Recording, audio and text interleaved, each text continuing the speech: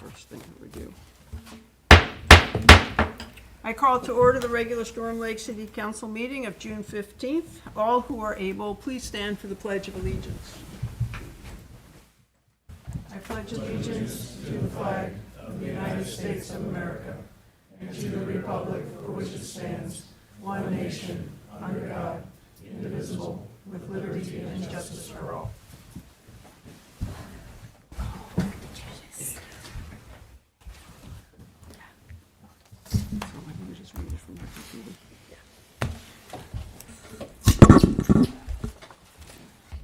So we have a special proclamation today that I'm pleased to read.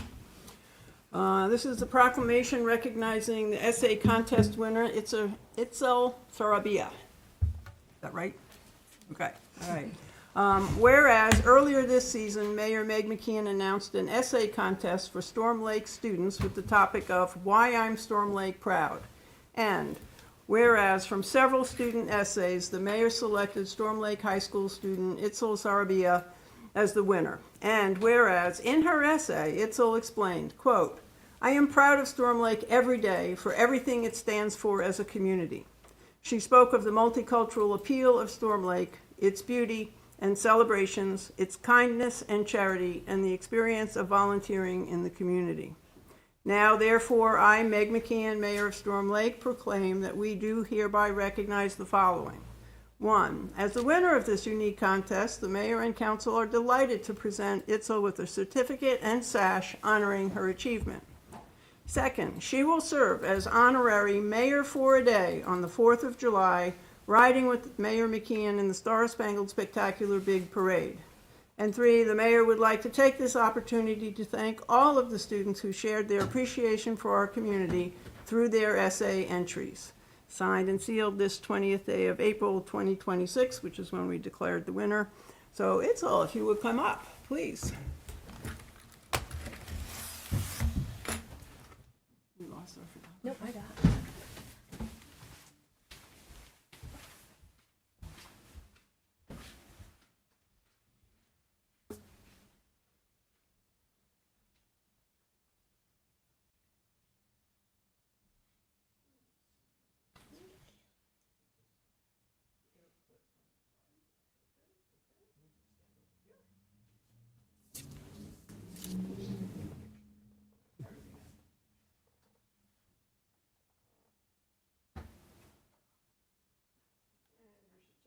Community Achievement Award. Congratulations and thank you so much.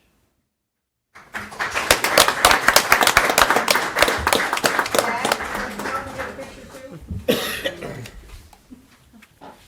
Here, Father.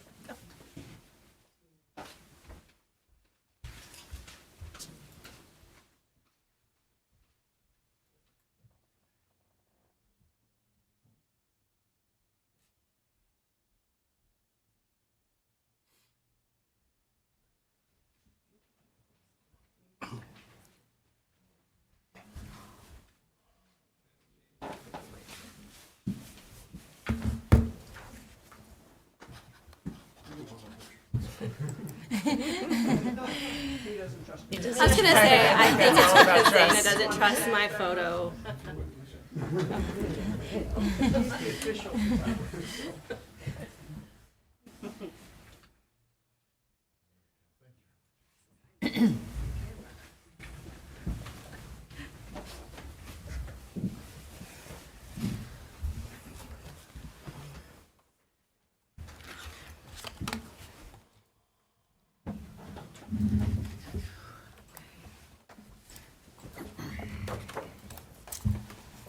It's always a nice note to start a meeting on, and you can recognize the contributions of our youth.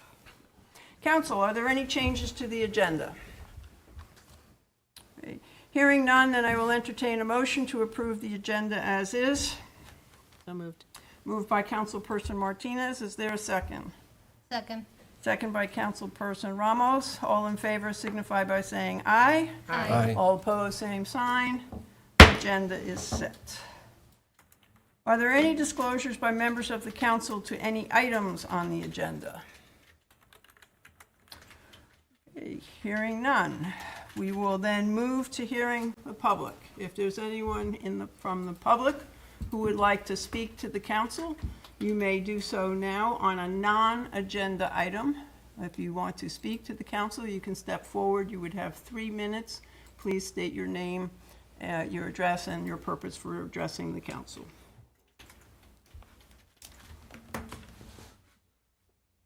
Anyone online? Okay. All right, no, hearing none. Before moving forward, I have one final announcement for me. I would like to thank the city employees, many of whom are here today, Kings Point staff, and the many community organizations that helped make yesterday's Kids Fest a huge success. We think it might have been our largest one. I, along with other council members, enjoyed seeing the smiles on children's faces and hearing the joyful sounds of kids playing and having fun. It was a wonderful event that showcased the strength of our community. So again, thank you to all of our staff who are hiding in the back and those who aren't able to be here today for all of your contributions and your hard work. And thank you to the council members who were able to attend. Consent agenda. Council, are there any questions or comments on the consent agenda? Okay. Hearing none, I will entertain a motion to approve the consent agenda. So moved. Moved by Councilperson Reiner. Second. Second by Councilperson You Martinez. miss a meeting, she forgets your name. Well, last time I got the R's confused, so. All in favor, say aye. Aye. All opposed, same sign. Consent agenda passes. Thank you. Okay, first item of business, the public hearing on the proposed vacation of a portion of East 2nd Street.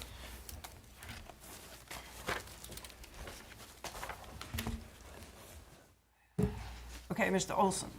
Yeah, Mayor, Council, again, this is a request by St. Mary's School to vacate and sell a portion of the north side of East 2nd Street, which is between Cayuga Street and Cynic Street. The proposed request be purchase of a strip of land approximately 5 feet, north-south dimension, and the width to be between the two adjoining streets. Again, this is on the north side of East 2nd Street. The purpose of this is there's a construction project that St. Mary's Catholic School is in the process of doing, and they're proposing to move the south portion of the building to the south slightly, and as a result of that, the proposed steps and accessibility ramp that is supposed to be done in this project would end up being on city property without the sale. Proposed addition will be for making ADA improvements inside the structure.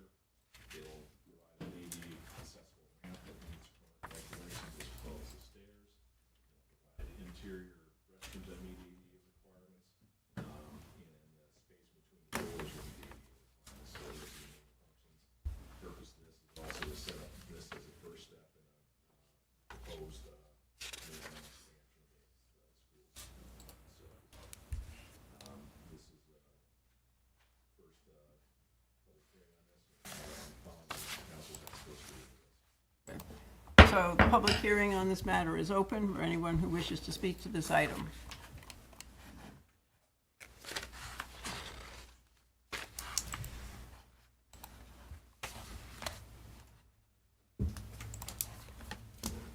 My name is Patrick Schnell, architect with FEH Design.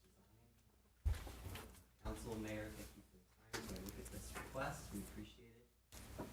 We have many members of the St. Mary's community here today in support of this request. I wanted to give you a little bit of background to explain why this is a kind of unique request, so you understand better why this came about. So, St. Mary's school's been in the community for a long time, and they engaged our company to look at expansion, future growth, and as we started that process with them, we looked at a few goals of what are we trying to achieve with this plan. So today. All the spaces are completely full. They wanted to look at adding a preschool, some other potential growth for sports, for academics, and also looking at making the building a safer and more secure building. But as we looked at this, there were some challenges to the existing building. The school building does not currently have an elevator. And not only that, but the building was built such that there are many levels. It's very difficult. Actually, 7 separate levels. And think if somebody has a split level house, the building is built somewhat like that, so they don't really line up well.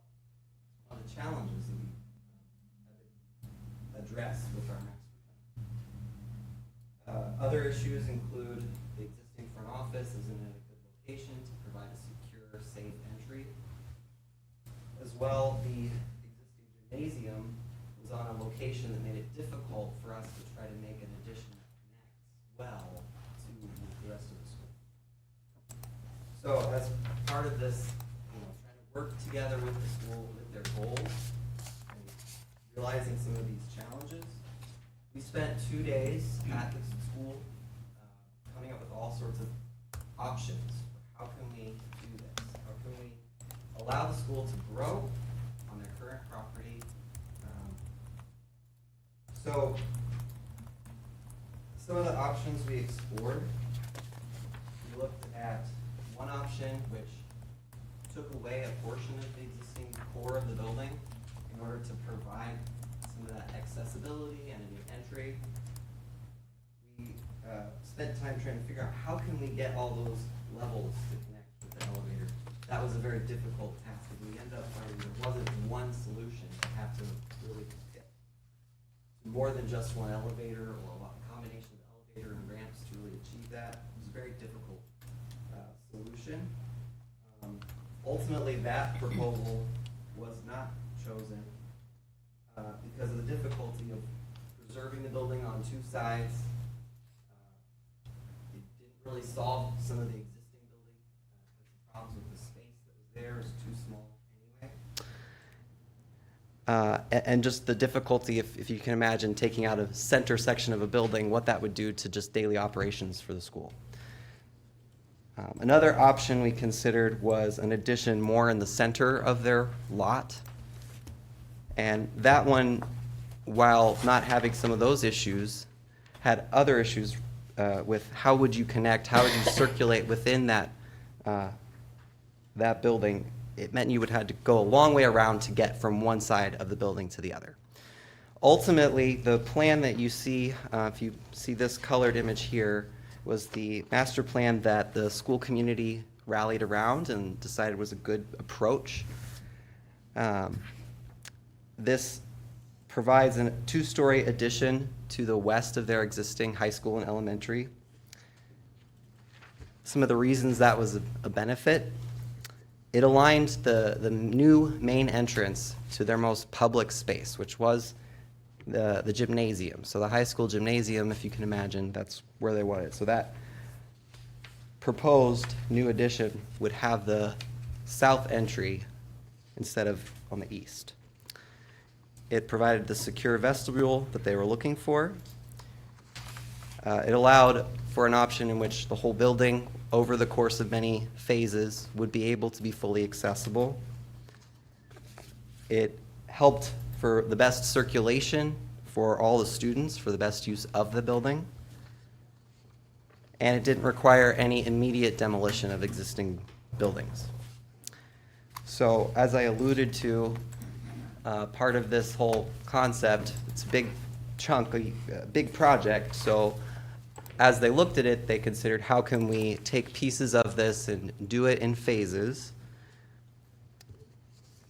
So we encouraged that and said there are different steps you can take, first step projects. If you turn to this next sheet in this packet here, one of those first steps you can see below is the idea of this gym renovation. So that came up as gym lobby renovation.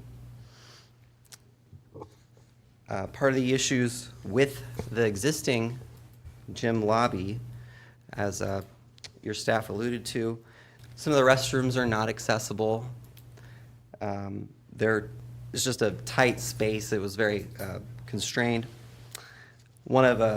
Just a point of comparison on a project that we did on different school, the lobby for that building was about twice the size of this lobby that we're proposing after we do these changes. It's about this lobby would be about a third of the size of what that lobby is now, a larger, more typical gym lobby. So that was what we came up with about 2 years ago. We completed that process. And about a year ago, they decided to move forward into this first step into the gym lobby renovation project. Early in the design, we looked at different ways to accomplish what the mission of this project was. And part of the main concern was, how do we keep the connection to that potential future addition? Because we didn't want to set up any design that wouldn't go with that master plan. Part of the solution was relocating an existing vestibule to make the best use of the space that they have. That helped them to get the accessible restrooms, and it helped them to leave that space available for that future addition. As part of that design, and if you'd flip to the last of these 3 pages, the image of the school, we were responding to a few existing deficiencies. The existing ramp, as you can see in that image, is steeper than what's allowable by ADA. The stairs, we're required by code to provide a certain width and size for stairs. These would not meet in that condition either. Also, you can see on the first level, brick pilasters coming out from the front face of the building.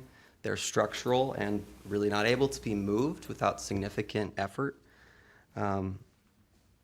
So those were some of the driving design considerations as we looked at how are we going to lay out this new entry. So as you see with this paper, this is the proposed plan. One side has the entry area larger. The other side kind of looks more at this half of the block, showing a little bit more of the property we're proposing to vacate and purchase. On the larger option with the, you could see the stairs a little better. As you can see, the portion we're proposing is basically where the existing sidewalk is now. As you can see, the ADA ramp there, that is an adequate length, really could not be pushed any further to the north. We explored other options, but there's not hardly any option that would provide all of the features that are necessary within the space that was available between the right-of-way and the building. So that's where we ended up with our design. After understanding that this stair was within the city's right-of-way, we discussed with city staff about what our options were, and ultimately St. Mary's decided to make this request. I believe there's been some questions about the project, and I thought I could answer a couple of them, and then if you have more, feel free. As relates to the existing sidewalk, one of the questions is, would it be in the path of the existing sidewalk? And as you can see, yes, if you're walking straight across, the stairs do interrupt.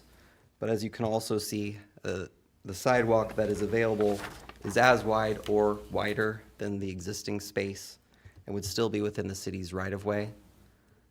So, and along with that, there's significant space to be able to recognize that stair and go around it. Another question was regarding lighting, and would this be difficult to see at night? In this drawing, we've shown there's 3 lights that are on that front door that would be shining on these stairs, so they would be visible. Any extra lighting that the city thinks we need, we'd be more than happy to provide if that was a concern. Some have asked if there would be any change to the street parking. Our plan does not have any change for the street parking that's provided already.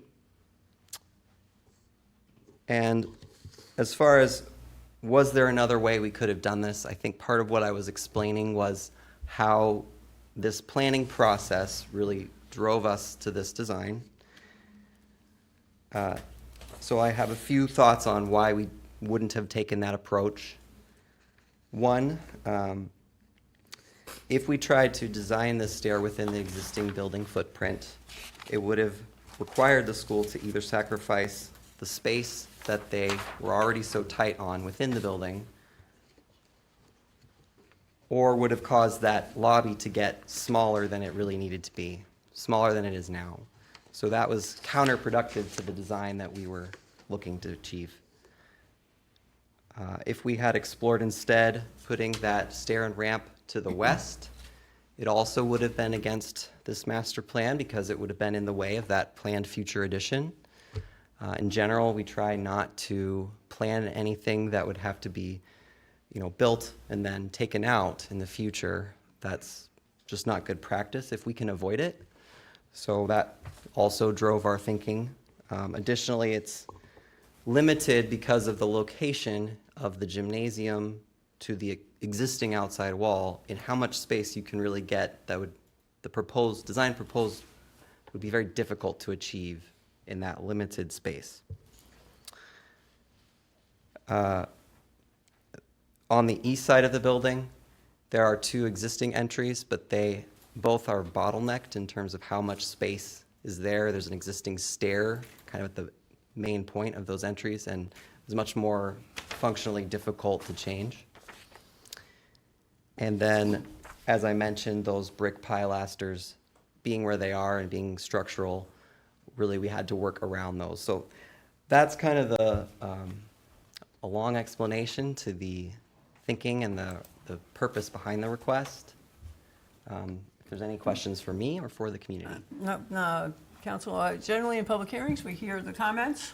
We thank that. I did let you give a pretty thorough explanation. Usually we don't allow that much time, but I appreciate it because I think you thank did you. answer a lot of the questions that perhaps Council had.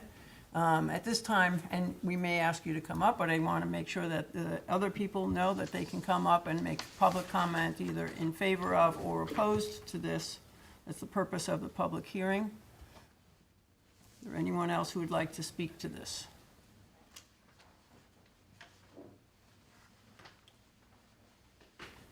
And I am going to limit your time to 3 minutes.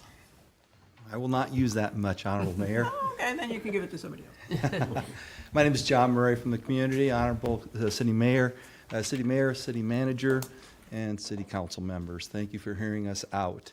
You have heard some of which benefits St. Mary's School.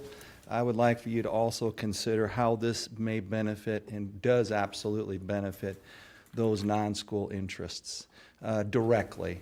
And I am a religious education instructor at St. Mary's. I can tell you that that gym lobby is strongly used by our participants in the religious education program. And of course, they do not attend St. Mary's Catholic School, but they use it every Wednesday during the school year. That will certainly allow a better way for them to exit the facility and in a more secure way, I would suggest. So certainly it helps them. The only other thing I would point out, although there are many other benefits to the community, would be with respect to Storm Lake Community Education, headed up by Joe Kuchera.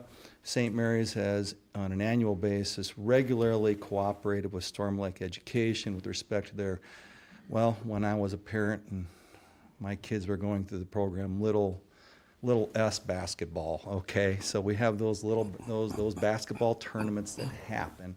And Storm Lake Community School System, they need that extra gym space. And boy, let me tell you, that gym space, that gym lobby is packed. So when we have all those teams coming in, it's really gonna help for those kinds of tournaments. And as you can expect, back to St. Mary's, that's the same reason why they need it as well. So I hope you guys take into account the benefits to the community. This is going to help everybody. Did I stay below 3? Did, you did a fine job, thank you. Is there anyone else who would like to speak to this proposal? Honorable Mayor and council members, my name is Dan Gaffney. I'm the Director of Operations. I just had a process inquiry. I sent this letter to Carrie. Did you guys all get a copy of this letter on Friday? It was about waiving the second and the third reading. No, Honorable Mayor and Council, is it- that was going to be a verbal request. Okay, so I need to address it here? Yes, I would address it here. May I hand out each one to each of the? No, you can just verbally Okay. request that. So what this letter was is a question about, Honorable Mayor and City Council members, I would like to respectfully request that the City Council consider waiving the second reading and the passing of the third reading at the next council meeting. The letter stated it on June 15th, which would be today. Now, I understand after I wrote this letter to Carrie, she said that's not something that they could decide tonight. But I just kind of wanted to keep that in front of you to maybe as a discussion for, I believe, July 6th is the next meeting.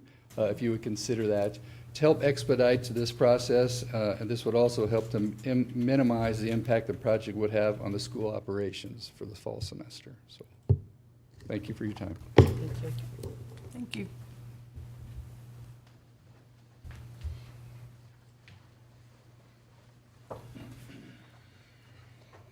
Mike Brungart. I just wanted to state or mention of the fact that we're not asking the city or the county for any tax dollars. This is completely funded from fundraisers that we did ourselves. We need to move forward to continue to grow. If we don't continue to grow, we are going to die. And without asking the city, the landowners for any money of theirs, I feel this project should be able to move forward pretty quickly. Thank you. Is there anyone else who would like to speak? Hello, thank you for your time. My name is Jeff Fell. I'm a former alumni of St. Mary's School, and I have 3 children currently there.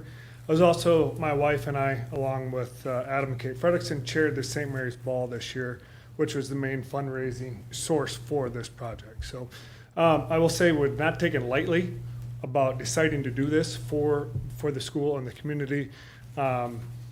We want St. Mary's School to be around for years to come. And there's a lot of things we'd love to do to it, but this was the most viable project to make a difference today.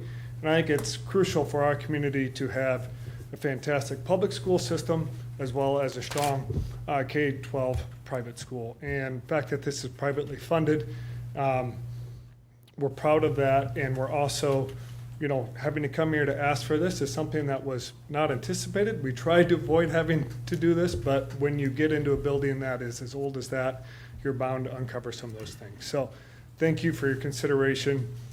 We do understand the sense of urgency around it, and we appreciate your time for that. Thank you. Thank you. Anyone else? Or anyone online?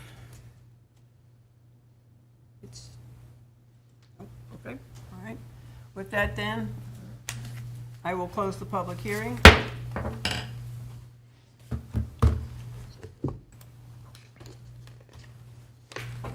Next is ordinance number 010-2026-2027, proposed vacation of a portion of East Second Street. This is the first reading. Mr. Olson.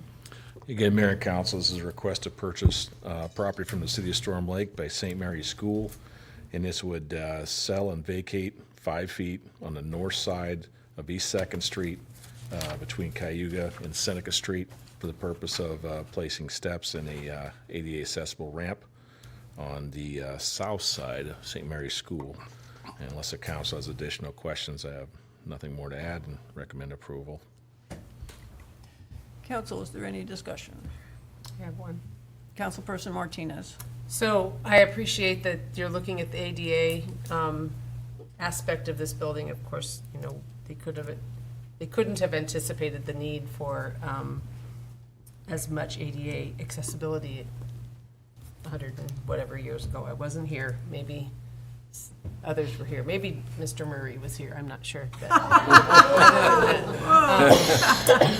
My concern is I know that these are going to be phases. This is a phased project. You can't possibly do everything at once.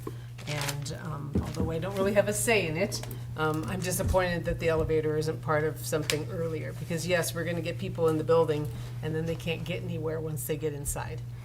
And that's disappointing. I don't know how long, how many phases this building project is, but I would hope that we work on that toot sweet. Yes, ma'am. Children employees deserve to be able to get to the office or get to the, not only the restaurant, but get to the darn classrooms. So that's my only comment. Thank you. Council, other questions or comments? Okay, then, hearing none, I will entertain a motion to approve ordinance number 010-2026-2027, proposed vacation of a portion of East Second Street. And again, this is the first reading. So moved. Moved by Councilperson Martinez. Is there a second? Second.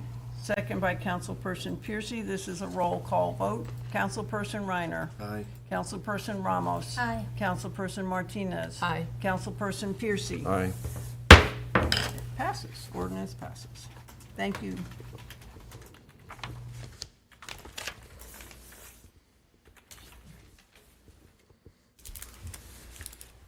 Okay, Mr. Olson, you seem to be the star tonight. So this is on resolution number 72-R-2025-2026, setting public hearing for ordinance amending city code increasing property maintenance penalties. Yeah, Mayor and Council, again, this is setting a public hearing for the July 6, 2026 council meeting at 5 p.m. for an amendment to the city code, specifically for the offense amounts for specifically City Code Title 5, Chapter 10, Property Maintenance Code, and Title 8, Chapter 1, Nuisances. Again, this will change the current municipal infraction fee rate from $75 for the first offense and $125 and $200 for the second and third offenses to a new fee schedule of $500 for the first offense and then $750 and $1,000 for the second and third offense. And this will be as is, so we won't have any carve-outs for any specific types of infractions. This would be across the board for those two, but it will only affect those two city code sections, and we'll go into other areas where it's not specifically located in these two ordinance sections. Council?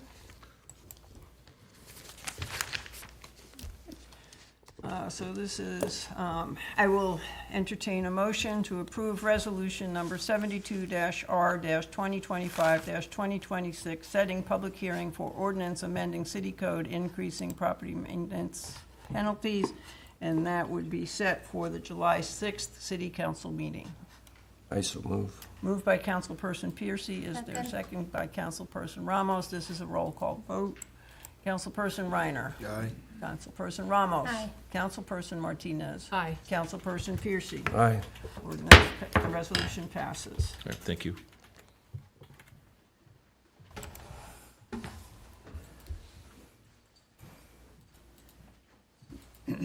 Next is resolution number 73-R-2025-2026, approving change order number 1 for the wastewater infrastructure mitigation project of Scout Park. Mr. Covert. Thank you, Mayor and Council. So item F4 tonight is a resolution to approve change order number 1 for the wastewater infrastructure mitigation project, Scout Park Lift Station. So the background on this, everybody's aware we have a Scout Park lift station work going on. It's a new 1,800 gallon a minute submersible triplex lift station.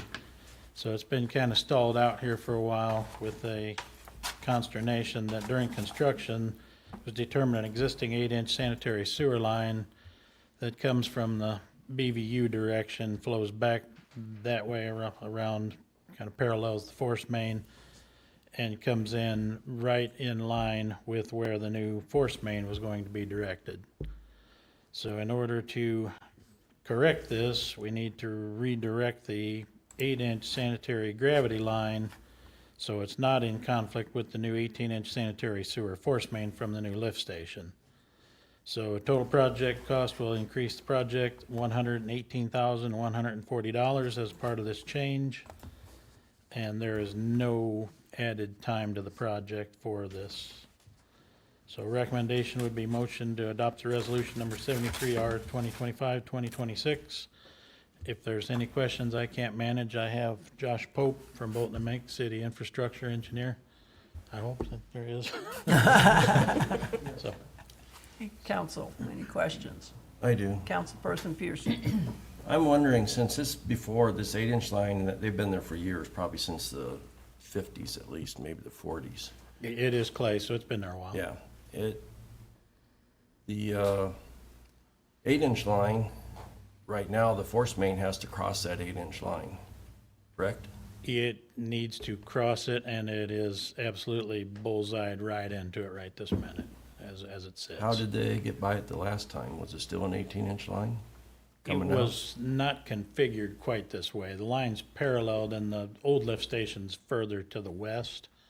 So it went parallel with the, well, first of all, there's a crossing clear back by BVU where the sanitary was shallower, and so across the lift station, or across the force main, paralleled all the way across, and then went into the old lift station. The way the new lift station comes out is further to the east, so it's going to be directed right, unfortunately, into that 8-inch sanitary gravity line. And that 8-inch went all the way to that manhole. It says number 5 on your paper, but I'm assuming that's number 3. Let's see The here. one to the west of the existing buildings that are there? Correct, yes, it did go to an existing manhole off to the west. Right.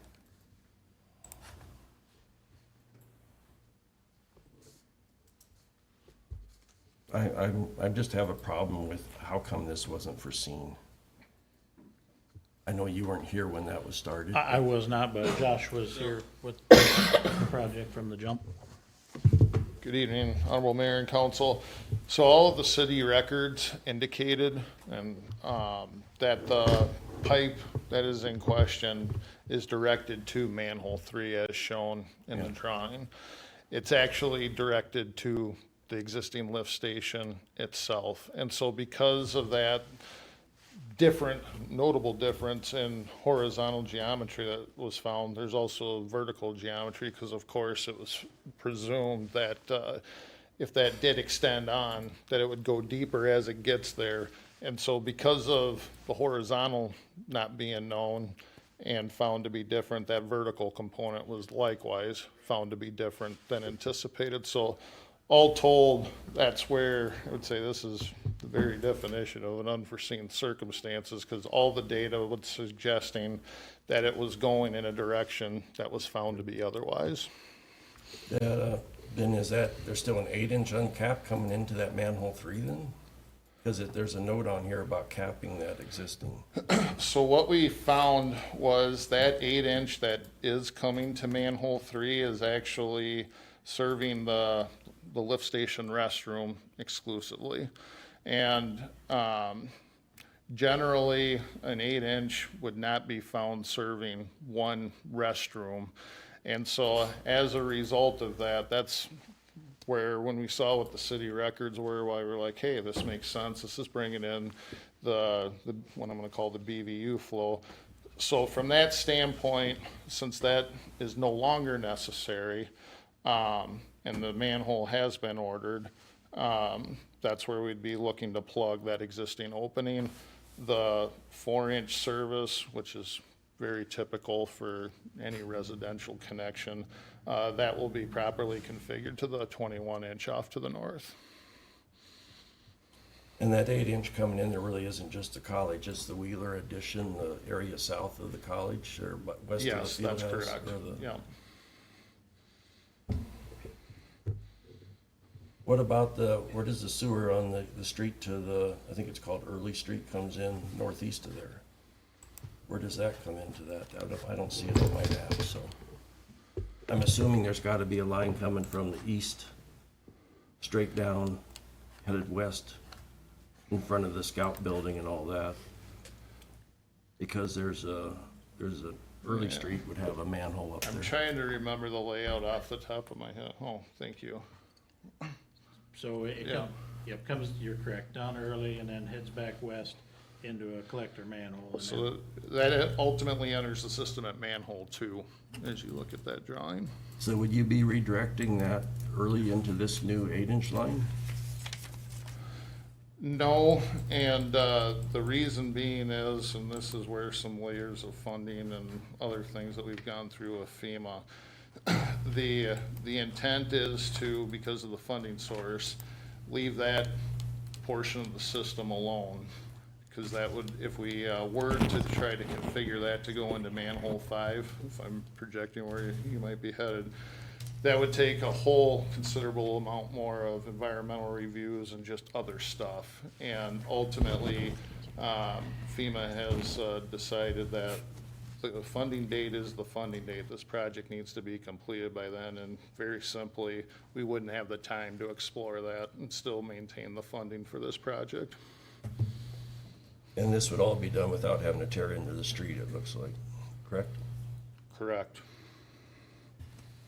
I don't know if there would be any other sewers coming in from the east though, because there used to be the street going all the way through on Third, and there used to be houses all along there. Yeah, we're not, I know that area around manhole 5, particularly like the lift station itself, has had extensive excavation and no other pipes have been found, so, No line ones. yes, correct. There was a couple Yeah. abandoned ones in there.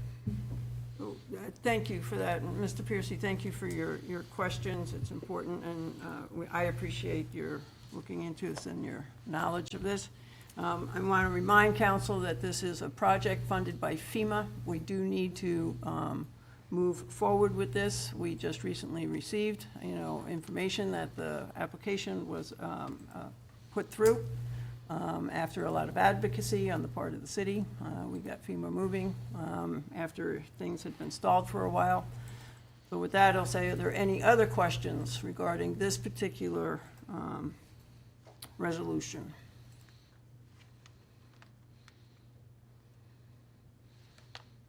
Okay, with no other questions then, I would entertain a motion to approve resolution number 73-R-2025-2026, approving the change order number 1 for the wastewater infrastructure mitigation project of Scout Park.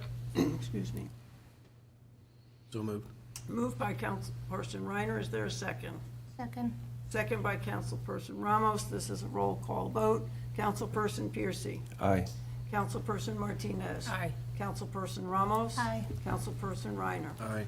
Resolution passes. Thank you. Thank you. Thank you.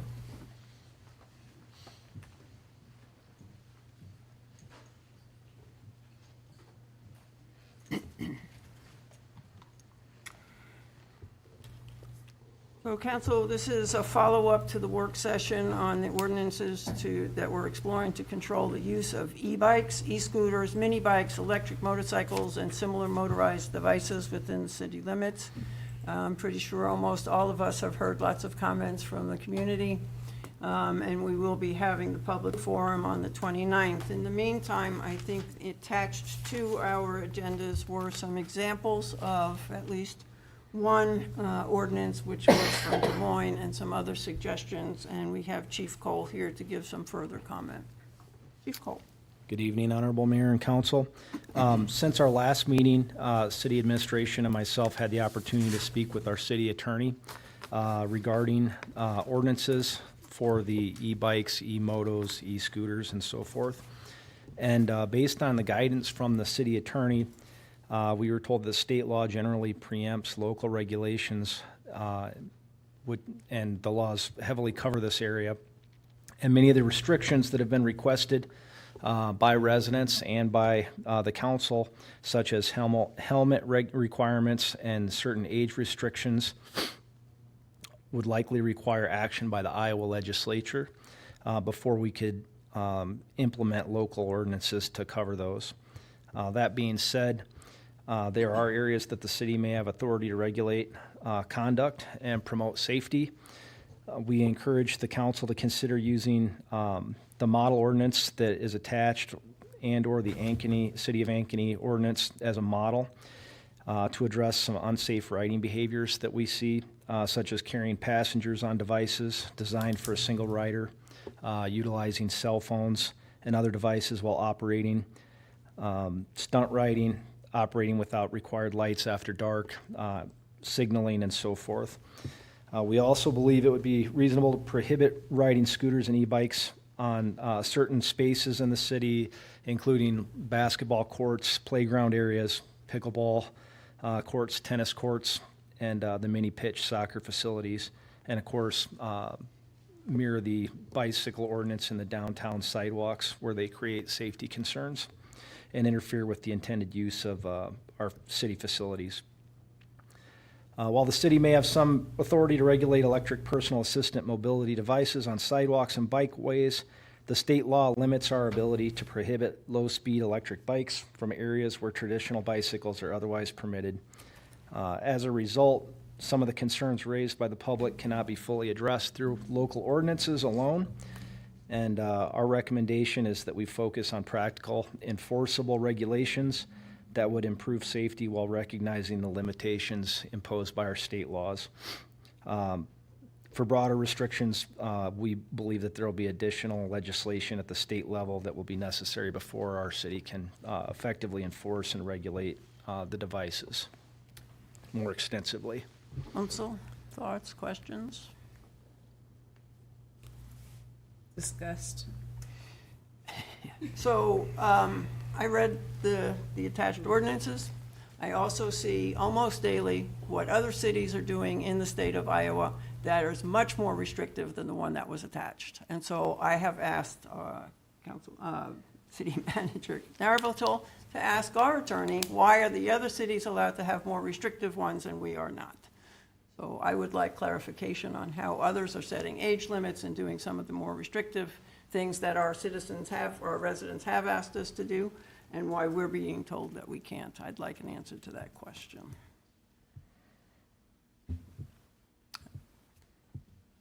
My big thing is how you're gonna enforce it all. I mean, you might see somebody occasionally, but we're not gonna have somebody sitting there along the bike path all the time, and they can zip in and out of streets. I had a guy just last week come down the street, a car behind him, and as soon as he went past me, he cut across the traffic and onto a sidewalk. And I'm thinking, you're not gonna be able to stop that stuff. We can put a lot of ordinances out there. I always worry about the people that ride downtown, especially when somebody steps out of a building, you don't expect a scooter or something to be coming by you at 15 miles an hour. Absolutely. And at this point, I know our officers, several have stopped individuals that they see doing things that are unsafe, and tried to counsel them and educate them on the safety issues. My only comment, but I would mirror Mayor's comments that it's disappointing. I'm glad you are hopeful that the state legislators are going to do something. I have zero hope. We had hoped that it would happen 2 years ago when we first discussed Right. this, and it still has not happened, yet other states around us are passing ordinances on this issue and state laws. So we are hopeful that our representatives will hear our concerns and guide us in this, but in the meantime, I'm very concerned about safety. And yes, enforcement is a problem, but without any ordinance, if somebody is hit or injured and they go to the police department and complain, then the police department has no recourse at all. So I'm concerned about the safety of pedestrians. I'm concerned about the cars that are having to stop short or getting hit by these, I'm gonna call the scooters toys. I don't know, that's what they are. And the unsafe riding. And I don't want to see anybody seriously injured. So I'm sure that this is going to continue. We are not going to be able to do anything for this season, unfortunately. But I think it's important for us to continue to work on the ordinance as we think it should be done, and then suggest that our senator and our representative consider our concerns.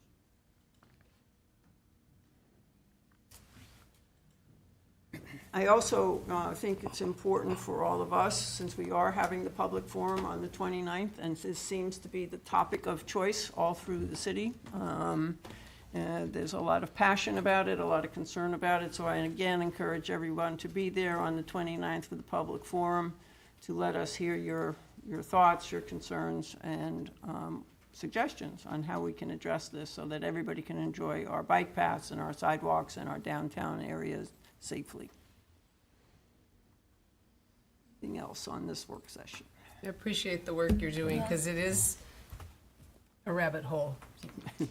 It's, I think there's things we can do for an ordinance, but based on our conversation with our lawyers, we just have to be cautious because state law allows bicycles to be in any pathway, sidewalk, street, and we have to allow scooters those same rights. Scooters and e-bikes the same rights as everybody else. So we just have to be cautious as we move forward. So is that more of a definitional issue that we're having to consider these e-bikes as bicycles as opposed to like mopeds or Yes, yeah, other because types of? the e-bikes are defined by state code, and so there's classes of e-bikes. So like a class 3 e-bike, you have to be 16 years of age to ride that. So we could make an ordinance that said, a class 3, you couldn't ride it, where, like, if you're under age 16, but you can't limit lower bikes for different ages. If they're allowable for a kid to ride a bike, you can't go against the state law. Surely someone in the legislature would think, you know what, maybe it's a bad idea to have a 6-year-old going 30 miles an hour down the street. As I said at the last meeting, this issue is not unique to Storm Lake, and so there's a lot of other cities that are experiencing the same problems that we're having, so I would anticipate at least some discussions in the next legislative session. Always the diplomat, we don't feel the same way. But thank you, Chief Cole. Any other comments or questions from the council? Okay, thank you.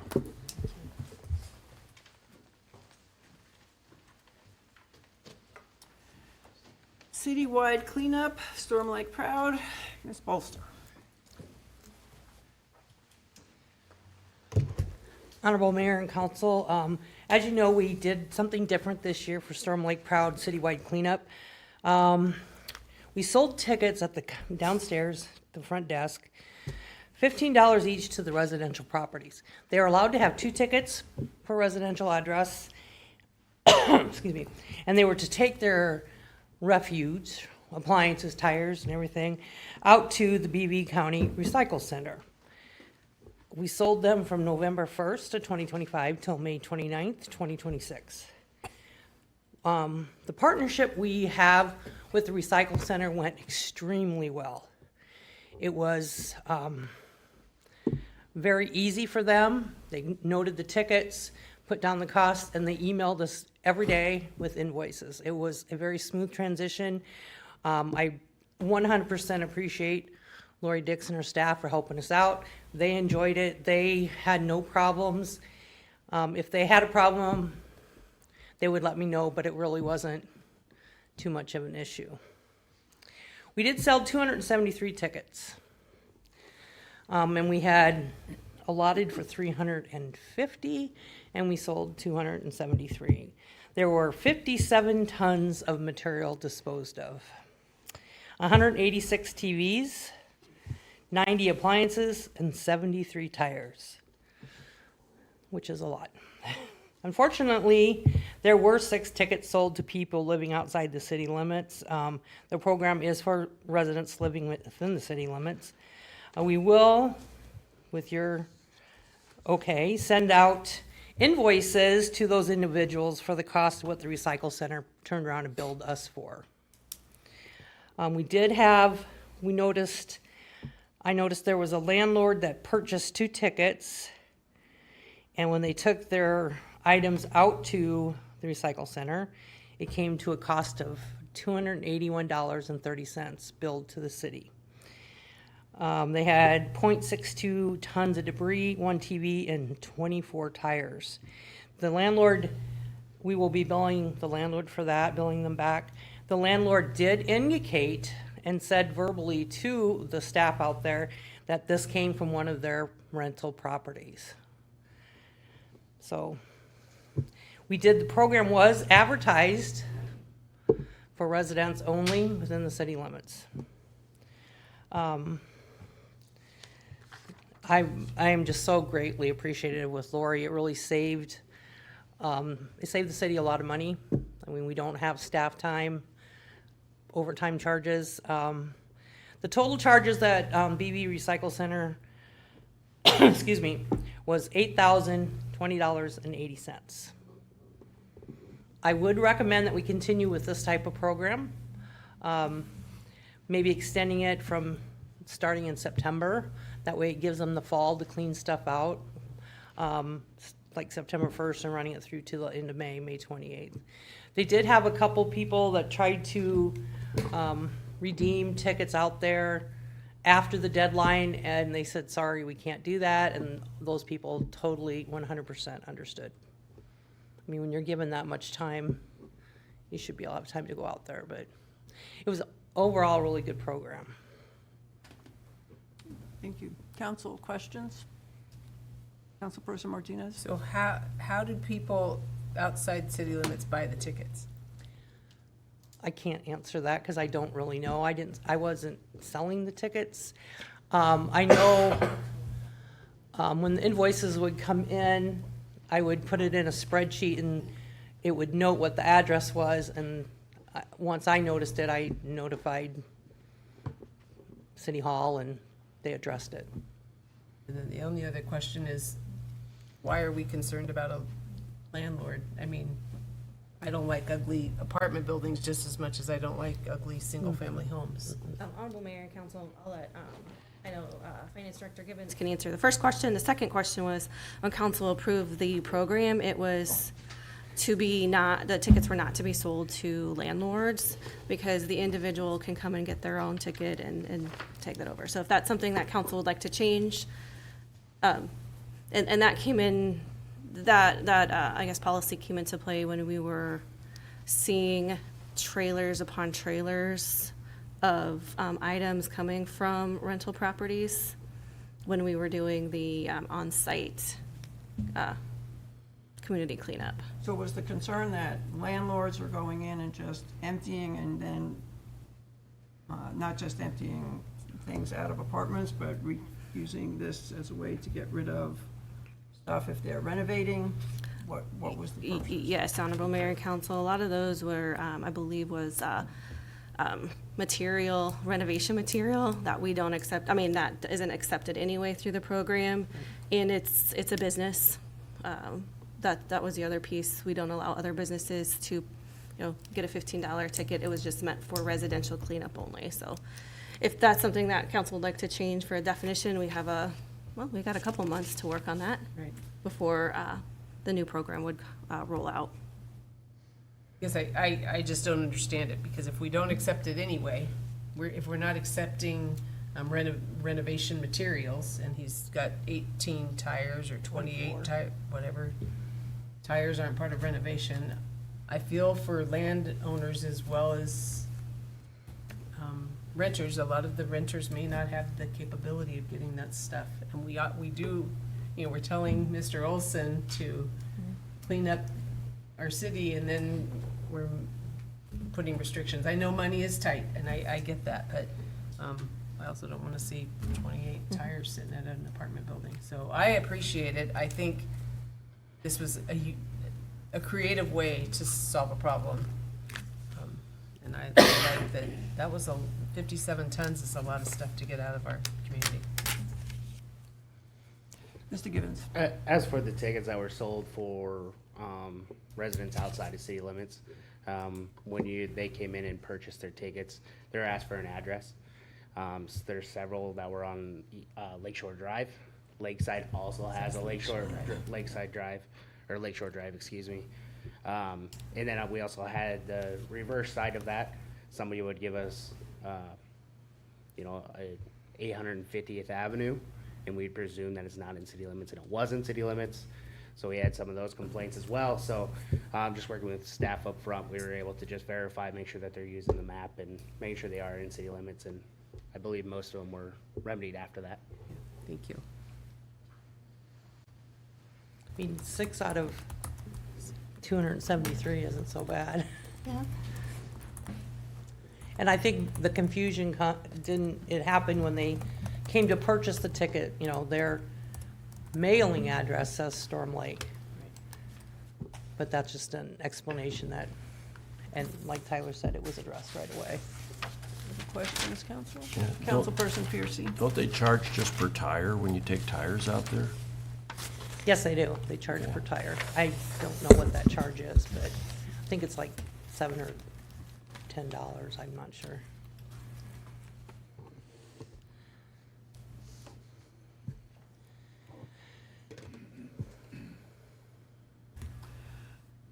So, council, the recommendation is for us to continue the program with from September 1st, 2026 to May 28th, 2027. And I would entertain a motion to do so. So moved. Moved by Councilperson Reiner, second. Second. Second by Councilperson Martinez. All in favor, say aye. Aye. All opposed, same sign. Passes. Thank you. Thank you. Council, are there any requested items that you would like brought up for future council meetings or council updates? Thank you. So the reminder is that we have our next council chat tomorrow at 5:30 Yes. at BVU.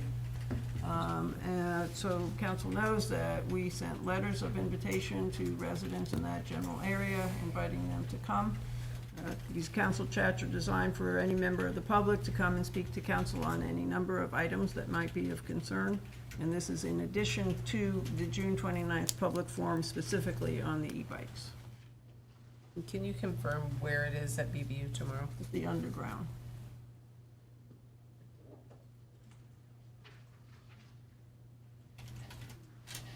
Let's go down into the forum, you'll find Yeah, it. it's in the forum. Hearing nothing else from council, I'd entertain a motion to adjourn. So moved. Moved by Councilperson Ramos. Is there a second? Second. Second by Councilperson Reiner. All in favor, say aye. Aye. Adjourned.